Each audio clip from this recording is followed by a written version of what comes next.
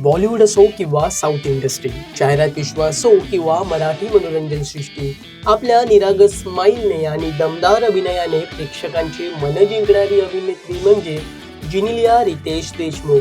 पडद्यावर कायम हसतमुख दिसणारी ही अभिनेत्री प्रत्यक्ष आयुष्यातही तितकीच साधी, प्रेमळ आणि कुटुंबाला प्राधान्य देणारी आहे. पण एका सर्वसामान्य मुलीपासून स्टार अभिनेत्री आणि त्यानंतर महाराष्ट्राच्या राजकारणातील प्रतिष्ठित घराण्याच्या सुनेपासून ते महाराष्ट्राची लाडकी वहिनी होण्यापर्यंतचा तिचा प्रवास नेमका कसा होता, चला जाणून घेऊयात रिअल स्टोरी मधून. जन्म, मॅनेजमेंटचं शिक्षण ते फुटबॉलची खेळाडू. मुंबईतील एका मँगलोरियन कॅथलिक कुटुंबात 5 ऑगस्ट 1987 रोजी जिनिलिया डिसूजा म्हणजेच आताच्या जिनिलिया देशमुखचा जन्म झाला. मुंबईतील वांद्रे येथे लहानाची मोठी झालेली जिनिलिया सुरुवातीपासूनच प्रचंड ॲक्टिव्ह, कॉन्फिडंट आणि अभ्यासातही हुशार होती. तिच्या वडिलांचं नाव नील डिसूजा आणि आईचं नाव जेनेट डिसूजा आहे. तर जिनिलियाला निगेल नावाचा एक धाकटा भाऊ सुद्धा आहे. प्रेक्षको, जिनिलियाने मुंबईतील अपोस्टोलिक कार्मेल हायस्कूलमधून शालेय शिक्षण पूर्ण केलं आणि त्यानंतर सेंट अँड्रूज महाविद्यालयातून बॅचलर ऑफ मॅनेजमेंट स्टडीजची पदवी संपादन केली.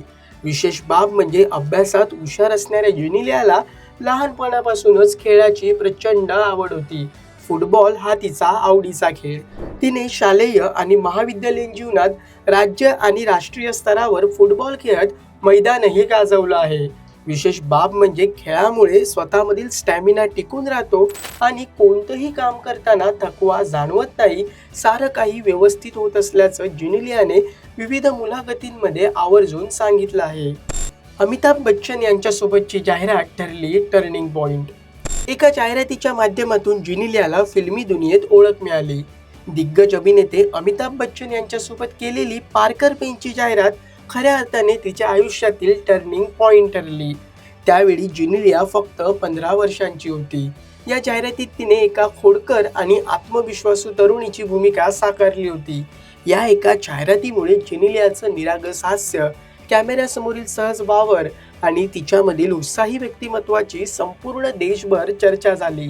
या जाहिरातीनंतर तिला चित्रपटांच्या ऑफर्स सुद्धा मिळण्यास सुरुवात झाली. त्यामुळेच ही जाहिरात जिनिलियाच्या अभिनय प्रवासातील महत्त्वाची पायरी मानली जाते. पहिला चित्रपट आणि आयुष्यात रितेश देशमुखची एंट्री. दिग्गज अभिनेते अमिताभ बच्चन यांच्यासोबत पार्कर पेनची जाहिरात केल्यानंतर जिनिलिया डिसूजा हे नाव मनोरंजन विश्वात वेगानं पसरलं. अनेक दिग्दर्शक आणि निर्मात्यांचं लक्ष तिच्याकडे वेधलं गेलं आणि 2003 साली प्रदर्शित झालेल्या के. विजया भास्कर दिग्दर्शित तुझे मेरी कसम या हिंदी चित्रपटातून तिने बॉलिवूडमध्ये पदार्पण केलं. या चित्रपटात जिनिलियाने अंजली खन्ना ही भूमिका साकारत प्रसिद्ध अभिनेता व महाराष्ट्राचे माजी मुख्यमंत्री दिवंगत विलासराव देशमुख यांचा मुलगा रितेश देशमुख सोबत स्क्रीन शेअर केली. विशेष बाब म्हणजे रितेशने सुद्धा तुझे मेरी कसमच्या माध्यमातून बॉलिवूडमध्ये एंट्री केली होती. या चित्रपटात रितेशने ऋषी ही प्रमुख भूमिका साकारली होती. रोमॅन्टिक ड्रामा असलेल्या तुझे मेरी कसम चित्रपटाला बॉक्स ऑफिसवर अपेक्षित आर्थिक यश साधता आलं नाही. मात्र रितेश जिनिलिया यांच्या जोडीची बॉलिवूडमध्ये जोरदार चर्चा रंगली. तसेच दोघांच्या अभिनयाचंही भरभरून कौतुक करण्यात आलं. दाक्षिणात्य चित्रपटसृष्टीतही हवा. हिंदी चित्रपटसृष्टीत पदार्पण करतात जिनिलियाने दाक्षिणात्य चित्रपटसृष्टीकडे सुद्धा आपला मोर्चा वळवला. तिने अनेक मोठ्या दाक्षिणात्य चित्रपटांमध्ये काम करत प्रेक्षकांच्या मनावर अधिराज्य गाजवलं आणि जबरदस्त लोकप्रियता मिळवली. विशेष म्हणजे 2006 मध्ये प्रदर्शित झालेल्या बोम्मारिल्लू या तेलुगू चित्रपटासाठी तिला पहिला फिल्मफेअर पुरस्कार मिळाला होता. या यशानंतर जिनिलिया साऊथ इंडस्ट्रीतील आघाडीच्या अभिनेत्रींपैकी एक अभिनेत्री म्हणून ओळखली जाऊ लागली. तिने हिंदीसह तेलुगू, तमिळ, कन्नड, मल्याळम आणि मराठी भाषेतील चित्रपटांमध्येही आपल्या अभिनयाची छाप पाडली आहे. तर बोम्मारिल्लू, धी, रेडी यांसारख्या विविध सुपरहिट चित्रपटांमुळे जिनिलियाला दाक्षिणात्य चित्रपटसृष्टीत प्रचंड प्रेम आणि लोकप्रियता मिळाली. बॉलिवूडमध्ये बोलबाला. तुझे मेरी कसमच्या माध्यमातून बॉलिवूडमध्ये एंट्री केलेल्या जिनिलियाची जाने तू या जाने ना या चित्रपटातील अदिती ही भूमिका आजही प्रेक्षकांच्या मनात घर करून आहे. तसेच मस्ती, तेरे नाल लव हो गया, फोर्स, चांस पे डान्स, सितारे जमीन पर यांसारख्या हिंदी चित्रपटांमधून तिने वैविध्यपूर्ण भूमिका साकारत स्वतःची वेगळी ओळख निर्माण केली आहे. तसेच रोमॅन्टिक, कॉमेडी आणि भावनिक अशा सर्वच प्रकारच्या भूमिकांमध्ये जिनिलियाने सहज अभिनय करत बॉलिवूडमध्ये स्वतःची खास छाप पाडली आहे. त्यामुळे मनोरंजन विश्वातील दमदार कामगिरीसाठी जिनिलियाला आजवर फिल्मफेअरसह विविध चित्रपट पुरस्कारांनी गौरवण्यात सुद्धा आलं आहे. प्रेमाचे सूर जुळले, प्रपोज ते लग्न. प्रेक्षको रितेश आणि जिनिलिया यांची पहिली भेट हैदराबादमध्ये तुझे मेरी कसम या हिंदी चित्रपटाच्या निमित्ताने झाली होती. या पहिल्या भेटीत दोघांमध्ये फारसं बोलणं झालं नाही, कारण रितेश हा मुख्यमंत्र्यांचा मुलगा असल्याने तो गर्विष्ठ असावा असं जिनिलियाला वाटलं होतं. मात्र जेव्हा चित्रपटाचं शूटिंग पुढे सरकत गेलं आणि दोघांमध्ये हळूहळू बोलणं वाढलं, तेव्हा जिनिलियाचा गैरसमज दूर झाला आणि रितेशचा नम्र स्वभाव जिनिलियाला भावला. त्यानंतर दोघांमध्ये चांगली मैत्री झाली आणि या मैत्रीचं प्रेमात रूपांतर झालं. तुझे मेरी कसम नंतर रितेश व जिनिलियाने एकत्र मस्ती हा चित्रपट केला. या चित्रपटाच्या दरम्यान दोघांमधील प्रेम फुलत गेलं. खरं तर रितेशला फिल्मी स्टाईलने जिनिलियाला प्रपोज करायचं होतं. त्यामुळे रितेशने शॉपिंगचं कारण देत जिनिलियाला ताज हॉटेल व गेटवे ऑफ इंडियाच्या परिसरात नेलं. त्यानंतर दोघे स्पीड बोटीवरून मित्राच्या यॉटवर गेले. यॉटमधूनच ते मरीन ड्राईव्हच्या दिशेने गेले, कारण तिथे रितेशच्या मित्राची बिल्डिंग होती. तिकडे रितेशने जिनिलियाला पाहायला सांगितलं. जिनिलियाने बिल्डिंगच्या दिशेने पाहिलं. फटाक्यांची आतषबाजी झाली आणि रितेशने जिनिलियाला प्रपोज करत थेट लग्नासाठी विचारलं. या प्रसंगी क्षणाचाही विलंब न करता जिनिलियाने रितेशला होकार दिला. अखेर अनेक वर्ष रिलेशनशिपमध्ये राहिल्यानंतर रितेश आणि जिनिलिया यांनी 3 फेब्रुवारी 2012 रोजी ख्रिश्चन आणि हिंदू अशा दोन्ही पद्धतीनं लग्न केलं. सध्या रितेश व जिनिलिया यांना रियान व राहिल ही 2 मुलं असून दोघांचा सुखी संसार सुरू आहे. विशेष बाब म्हणजे रितेश व जिनिलियाच्या जोडीला बॉलिवूडमधील क्यूट आणि आयडियल कपल म्हणून मानलं जातं. 10 वर्ष अभिनय क्षेत्रापासून दूर. करिअरच्या शिखरावर असताना जिनिलिया आणि रितेश विवाहबद्ध झाले. मात्र लग्नानंतर जिनिलिया जवळपास 10 वर्ष अभिनय क्षेत्रापासून दूर होती. ती मुख्य नायिका म्हणून कोणत्याही चित्रपटात झळकली नाही. त्यामुळे मुख्य अभिनेत्री म्हणून जिनिलिया पुन्हा मनोरंजन विश्वात केव्हा येणार असा प्रश्न चाहत्यांना पडला होता. या ब्रेकबाबत एका मुलाखतीत जिनिलिया म्हणाली की गेली 10 वर्ष मी गृहिणी म्हणून जबाबदारी निभावली. मी बाकी काही काम केलं नाही. मी नात्यांची जबाबदारी सांभाळत होते. प्रामाणिकपणे सांगायचं तर तेच माझं आयुष्य होतं. गृहिणी होणं ही खूप कठीण गोष्ट आहे.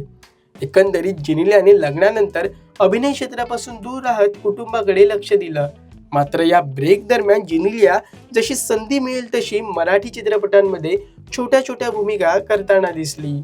मराठी चित्रपटसृष्टीत एंट्री, निर्माती ते राजा शिवाजी चित्रपटाने इतिहास रचला.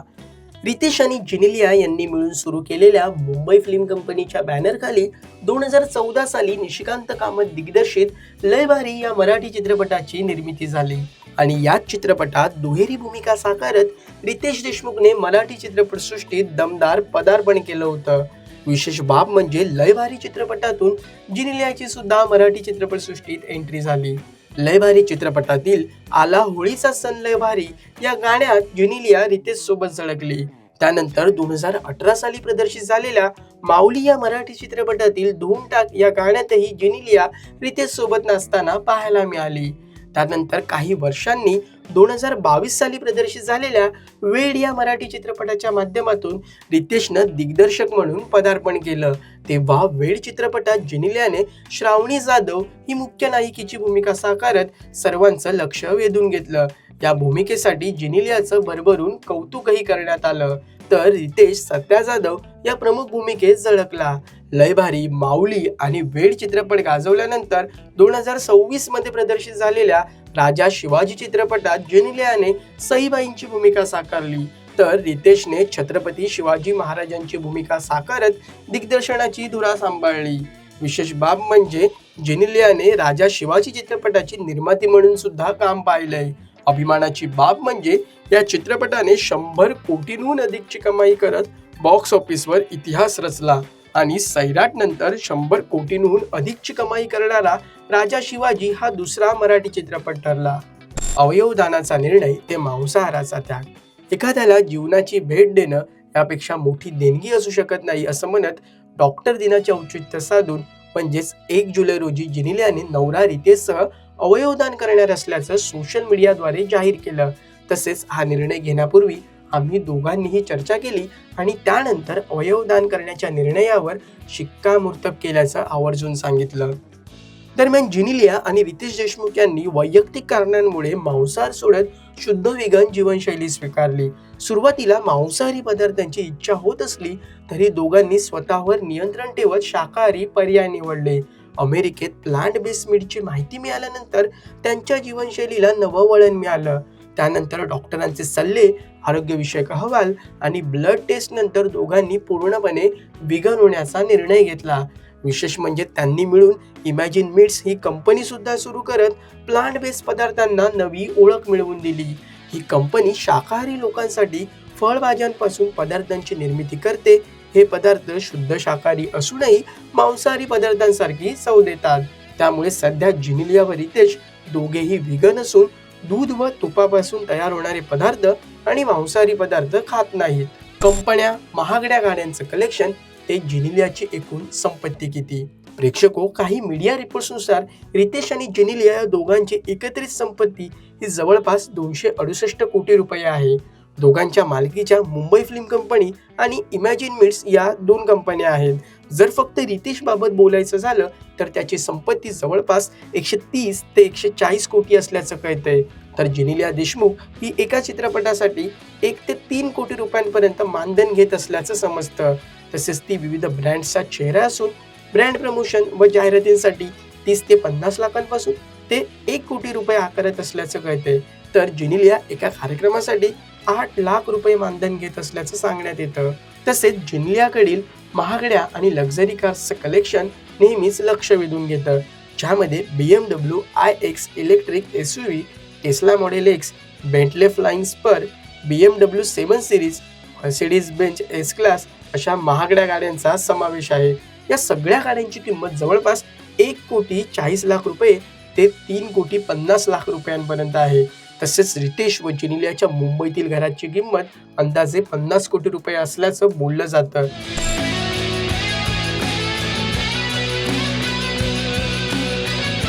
एकंदरीत काही रिपोर्ट्सनुसार जिनिलिया देशमुखकडे जवळपास 120 ते 140 कोटी रुपयांची संपत्ती असल्याचं समजतं.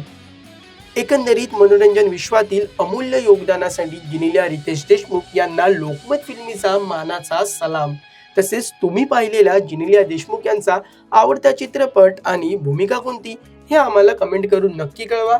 आणि मनोरंजन क्षेत्रातील महत्त्वाच्या घडामोडी जाणून घेण्यासाठी लोकमत फिल्मीला सबस्क्राईब करायला विसरू नका. पाहत रहा लोकमत फिल्मी.